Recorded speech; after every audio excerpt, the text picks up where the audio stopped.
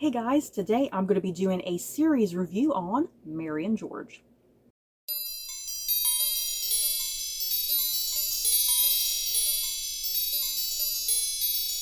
So, before I head into my thoughts on this season of Mary and George, just a quick disclaimer. I do not consider history to be a spoiler. So, there's a pretty good chance that I might talk about a few spoilery type things in this particular video, especially in regards to like King James the First. Once again, I don't consider history to be a spoiler, but yeah, if you're worried about just knowing anything and you want to go into this show completely blind, you might want to sort of steer clear of this video. So yeah, let's get going about my thoughts and feelings on Mary and George. So what do you need to know about Mary and George? Mary and George is a 7-episode series that aired on Starz, and it follows the Countess of Buckingham, who molds her son to seduce King James I to become richer, more titled, and influential. Ooh, scandalous. How did I feel about this show, you guys? I was immensely excited and anticipating this show. Here in America, we have the Starz network. I don't know if Starz is elsewhere in other countries around the world. I'm not quite sure. But yeah, over here in America, the Starz network, I am a sucker for all of their historical period drama related TV shows. I enjoyed things like The White Queen, The White Princess, The Spanish Princess, The Serpent Queen, Becoming Elizabeth, things like that. Oh, plus Outlander, because Outlander is on this network as well. I'm a sucker for all of their historical period dramas. So yeah, I was really anticipating Mary and George. And I'm a little bit conflicted about this show. For the most part, I really enjoyed it. I did like it. I liked it more than I was frustrated with, if that makes sense. And I'm not quite sure what it is exactly that I was a little disappointed with. I don't know. Now, this is what worked for the show with me. I thought the show looked really great. It didn't look cheap at all. I mean, for crying out loud, you have Julianne Moore in this show. It better damn well look good with Julianne Moore in this show. So I think the show definitely looked great. I really liked the costuming. From what I have seen of like historical clothing from this time period, the clothing looked pretty accurate. I didn't notice anything that looked bizarrely weird and modern, and something I really liked, especially with the men's clothing, the show embraced like the ruffles, like those big huge ruffles, and the like how they jet out like into like that circular shape and all that. I'm not sure what the technical term for the ruffles that come out of the men's shirts, see, like in the stuff like rings around their necks and whatnot. This show definitely embraced that, and I like that they did, because that's a big part of like the costuming of the era that you see in historical photos and whatnot. So yeah, the show looked great as far as costuming and cinematography. Yeah, it just looked gorgeous. Like they were out and about in places, it looked like they were really filming on grand estates and maybe some castle areas perhaps. And I thought the directing was perfectly fine. I think it was the writing for the most part. I think the writing at times felt a wee bit sluggish. The pacing was a little inconsistent for me, which is kind of hard for me to explain, because everybody's idea of pacing is different, so yeah, for me the pacing was kind of sluggish and inconsistent, and something about the tone as well felt inconsistent. You would have these really high moments of like kind of high dark comedy, and then other moments where all of a sudden the show would just get really dark and serious. And that is a very similar issue I had with another Starz show, The Serpent Queen, which was about Catherine de Medici. I felt that show was really inconsistent with its tone and its pacing, and yet Mary and George kind of feels that exact same way to me personally. As far as the historical accuracy of this show, I am not that familiar with the beginning stages here of the Stuarts. Yeah, ask me anything about like the Tudors, I know all about the Tudors. But yeah, starting here, you know, after the end of the Tudors with Queen Elizabeth I and whatnot, and starting here with like King James I, a lot of this material is just totally brand new to me, which I was really excited about. I was excited to watch a show that had nothing to do with like the Tudors. This was just so brand new to me, so fresh. You don't see a lot of shows or movies, for that matter, that deal with like this time period, starting with the Stuarts, you know, with James the First. Now, there was a really terrific mini-series that aired several years ago with Kit Harington that was called Gunpowder, and that was about the gunpowder plot of 1605. And Kit Harington is playing Catesby, who is like the lead instigator of the gunpowder plot. And yeah, then you also have like Guy Fawkes, who's very notorious during this time period. He kind of gets all the notoriety coming out of the gunpowder plot, weirdly enough. So that miniseries featured quite heavily James the First, and that miniseries also dived quite deeply as well into James the First and him liking and having affairs with young men, as we see that goes on in this show. So yeah, if you liked this show, definitely check out Gunpowder if you want to see kind of a little bit more with King James the First. Yeah, especially just the whole gunpowder plot, which is really fascinating and as well. So yeah, as far as historical accuracy goes, yeah, don't quote me on anything with this show, because I am not that entirely familiar with this specific point with King James the First reign. A lot of this was totally brand new to me, but yeah, very thrilling and exciting to kind of learn more information. And yeah, like every week as an episode would end, I really liked doing my research and seeing what was fact and what was fiction, you know, what the show was taking liberties with. Now, I'm going to get into the first big spoiler, if you will. Like I said, I don't consider history to be a spoiler. Sticking here with historical accuracy, the show does take one big, huge liberty, literally, in like the closing minutes of this show. King James the First, from what I know when I was kind of doing quick research about him, that he does die. I think he's like in his 50s, and he does die about the same general time frame. But from what I gathered, it seemed like he died from illness or sickness, something like that. So the show takes a very interesting approach and totally just creates alternative history here practically, and they have James the First die in a completely different way. And yeah, do I want to spoil it? Do I want to spoil it? I'm just going to go ahead and spoil it, because if you're watching this video, there's a pretty good chance you've seen the show, I'm hoping. But the show decides to take the approach that George, our main character George, who is the lover of James the First as well, George ends up killing James the First. You guys, he ends up suffocating him to death. Oh my god. I was not expecting that. It was unexpected. It was jaw-dropping. I was like, oh my god. And yeah, I immediately had to do research after the episode aired, you know, the finale aired. I had to go look that up. I was like, I really don't think George Villiers killed James the First. I think that's made up. And yes, it is totally made up. So that was shocking, but in the context of what was going on in this show, it absolutely, totally worked, and I liked it.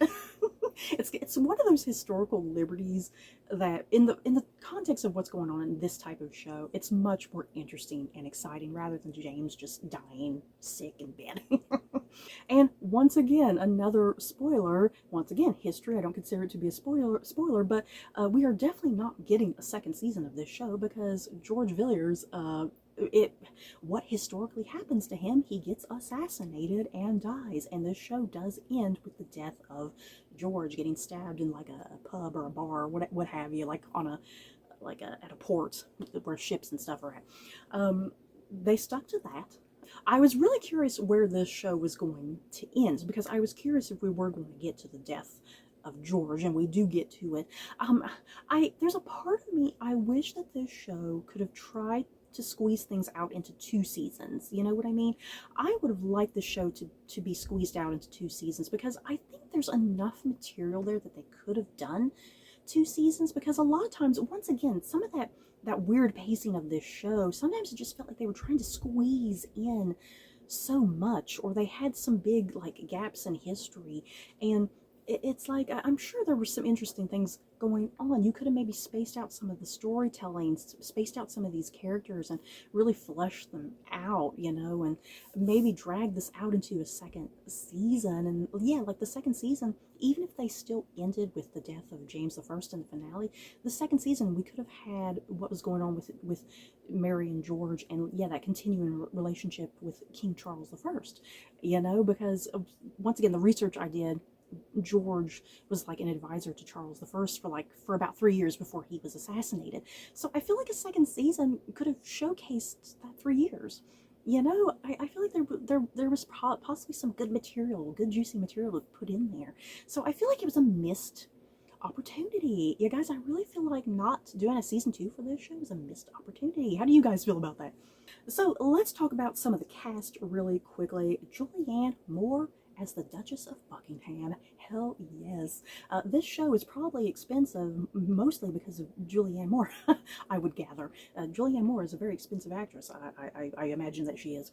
I loved Julianne Moore in this role. She has such a presence. Anytime Julianne Moore is on screen, she has such a vivid presence. She's just she's very much there in that moment. She is the character of the Duchess of Buckingham, I think. She plays the Duchess of Buckingham with such, I don't know, kind of viciousness and deviousness and seduction, sharpness, wittiness. I loved this character. Is she kind of a villainess? I kind of see her as a wee bit of a villainess, and I love that. And you guys, I think Julianne Moore is in her early 60s, if I'm not mistaken, and damn, I hope to God I look that good in my 60s, because Julianne Moore was just kicking it. She was rocking it in this show. She looked so stunning in these clothes and the costuming, the hair and makeup, all of that. And then playing George Villiers, who becomes the Duke of Buckingham, correct? He's played by Nicholas Galitzine.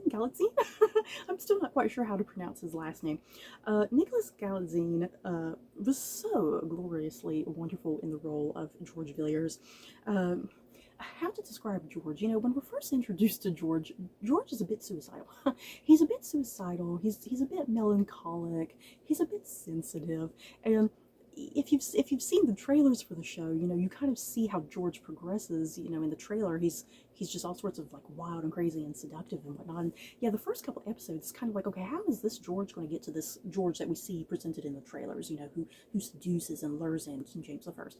But yeah, George is such an interesting, fascinating character. Like I say, he starts off really sensitive and melancholic, and yeah, he's very much a boy. There's many references throughout the show where he's referred to as a boy, and later it's like, I'm not a boy anymore, I'm a man. His character is just so fascinating and complex, and yeah, the thing about his mother too, this whole family are very ambitious. That's the thing you have to know about the Villiers family. They are just ultra ambitious and greedy and power hungry, and yet led by the matriarch of this family. And yeah, the Duchess of Buckingham essentially like using her son, using her son to weasel his way into the bed of James the First, who at this time is like so notoriously known for sleeping around with handsome young men. And yeah, here's her son, who is a handsome young man. I'm going to use him to my advantage. I don't care what happens.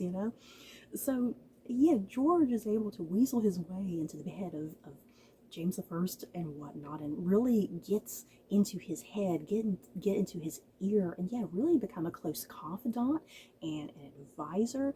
And that's kind of the whole thing of this show, is kind of the rise and the fall of George Villiers, that he gets over ambitious. It reaches a point that he gets over ambitious, and things start to really go up and down with his character, and up and down with that relationship with his mother, with his relationship with James the First. It's all very complex and fascinating and interesting. And yeah, as I already mentioned, we see the death of George in the finale of this show, and yeah, everything comes rushing back at the very end, you know, mistakes that he's made, choices that he's made, you know, all that kind of leads up to his assassination, essentially, because I believe historically the Duke of Buckingham is not very popular at all. So yeah, this guy who does in real life assassinate him, it's like he thought he was doing a service to the world. But yeah, I loved Nicholas Galitzine as George. So wonderful. Yes, and a beautiful specimen of a man as well. Ooh. And yeah, that relationship between James and George, I've not really touched on that. I really loved the relationship between James and George. Like, is it real true love? I was never quite sure, and I think the show kind of is ambiguous with that as well. I'm curious how you guys feel about their relationship, because at times it felt very ambiguous, that there were moments where they would have these really soft, tender moments, and James would have kind of these moments of doubt and like, am I doing the right thing? Am I not? What should I do? And yeah, George really being a voice and a person of comfort for him. So it's like you have those really soft, tender moments. Like it seems like there's genuine affection, but then the scene would go later and George would be off talking to somebody else, and all of a sudden it would just be like, well, was it meaningless? Did he not really have those true feelings, you know? So I think it's left really ambiguous. I think there is a sense of genuine love there, you know? But yeah, there's still a lot of deception and manipulation lurking in the background as well, which is interesting. And then I've talked a lot about King James I. He is played so magnificently by Tony Cran. Yeah, guys, hell yes. I am just so glad Tony Cran got this role. I mean, I can't imagine anybody else playing the role of King James, to be quite honest. Tony Cran looks just like King James, I feel like. Yeah, King James I, being the son of Mary Stuart, Mary Queen of Scots, if you will, who was a cousin to Queen Elizabeth I, and yeah, the son of Lord Darnley, who died tragically, but wasn't a really good man. I just love Tony Cran's performance in this. Playing James I as just such a wild, rambunctious sort of character, a king who he's really playful and he teases. He likes to play around, and he doesn't really take things too terribly seriously, which kind of gets to a few sticky points in this show. You know, it's like you need to be a king. You know, you need to stop playing around and you need to be a king, and you need to make these tough calls and these tough decisions. You know, so I just love Tony Cran's performance in this, playing a King James who is really flawed. You know, this James is he's deeply troubled and flawed. He's not perfect. In some ways, he's kind of like George's character. He has moments of sensitivity and moments of melancholy, moments of not being sure of himself, you know, which kind of makes him and George quite a unique pairing in some ways, you know. Yeah, and like I said, the manner of James's death at the end of the show is really shocking and surprising. I can't believe the show took that approach, but I liked it. And I think the show also had a really good supporting cast. That being said, the supporting cast I think at times was really underused, especially like the characters. The Earl of Somerset, played by Laurie Davidson, and James's wife, Queen Anne, played by Trina Dryholm. I feel like the Earl of Somerset, once again, I don't consider history to be spoilers. The Earl of Somerset only lasts for like 3 episodes, if I'm not mistaken, and I was under the impression that he would kind of last a little bit longer, but he didn't. That's what I was saying, that I feel like this show could have extended things out a little bit more, you know, not killed off the Duke of Somerset so quickly and so easily it felt like, because I love that intense rivalry between Somerset and George, because they're both vying to be James's lover, you know, and I just found that so fascinating and interesting. And yeah, they kill off the Earl of Somerset so quickly, which was kind of a shame. I really love Laurie Davidson in that role. And then yeah, Queen Anne kind of often lingers in the background a lot. She doesn't really do much of anything. She has some really great moments with Julianne Moore, which were wonderful, but I wish they could have done more with Queen Anne. And yeah, you have other supporting characters like the character of Francis Bacon and Edward Coke, who are like advisors within James's Privy Council and whatnot. I really like them because they were like great like villains of a sort. I like the extended Villiers family. This show is ultimately about Mary and George. We don't spend a hell of a lot of time with Mary's other children. Once again, I wish the show had kind of extended things out a little bit more. We could have spent more time with all of the Villiers kids, because I think they were all really interesting too, but we just did not spend anywhere near enough time with them as I would have liked. And then, yeah, we had the character of Sandy, who, shockingly enough, I was not expecting this. Sandy and Mary hook up. They have a romance. Um, one of the least toxic relationships probably in the show. Yes, Sandy, I liked the character of Sandy, but like a lot of these characters, she was so vastly underused, and her character just kind of suffers her own downfall as well, kind of playing into the things that go on with Mary's character. And yes, Sandy kind of suffers some of the consequences of that, unfortunately, without kind of spoiling anything there, because Sandy, to my knowledge, is a fictional character. And as I've already kind of said earlier, I would have loved to see a second season because, yeah, like King Charles I, who's played by Samuel Blinken in this show, we see him as Prince Charles primarily in this show, and he becomes king at the very end. I would have loved to have seen a second season and seen that continuing dynamic between George and Charles. Yeah, kind of teasing things to come for Charles, because yeah, Charles is the king that gets beheaded, right, during like the English Civil War, correct? Poor Charles. But yeah, I think definitely a missed opportunity to continue the show into a second season and focus on that dynamic and whatnot. So you guys, that is it for my thoughts and feelings on Mary and George. For the most part, I enjoyed the show. I liked it. I had a few kind of little issues with it, but for the most part, I found it entertaining and enjoyable. A great cast of characters and actors, and I definitely would recommend it. If you've watched a lot of other Starz productions, definitely check this show out. And yeah, learn some new stuff about James I, because I definitely was learning a few little interesting things here and there.